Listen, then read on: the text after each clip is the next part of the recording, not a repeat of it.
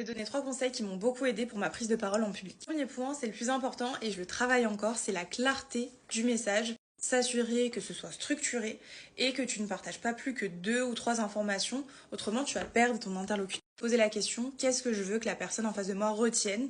Et là, tu vas vraiment pouvoir faire le tri dans tes idées. Et pour ça, je te propose un template de base très simple. D'abord l'introduction, tu poses le contexte, la problématique, finalement pourquoi tu es là et pourquoi tu as envie d'aborder ce sujet. Ensuite, tu vas creuser bien sûr avec le corps, avec tes 2 ou 3 idées, pas plus. Et enfin, une conclusion où tu apportes une solution. Donc on a parlé, c'était pas pour rien.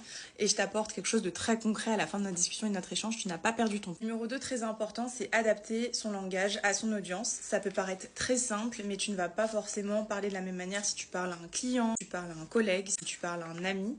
Il va vraiment falloir que tu adaptes justement à quel point tu vas dans les détails selon si la personne connaît le contexte ou pas, ou simplement que tu t'adaptes aussi à ce qu'elle connaît. Tu ne peux pas utiliser du jargon avec quelqu'un qui n'a pas le même métier que toi par exemple. En gros, c'est comme si tu devais parler leur langue, vraiment t'adapter.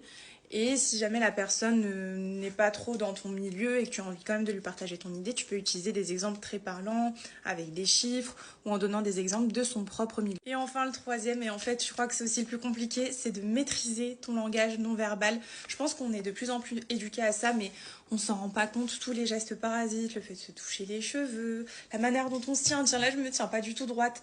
Les gestes qu'on fait, la voix aussi, c'est que tu arrives à tenir ta voix ou est-ce qu'elle tremble, c'est pas forcément évident. Ce que je conseillerais aussi, c'est que quand tu vas parler à l'oral, tu te mets toujours un peu dans cette disposition.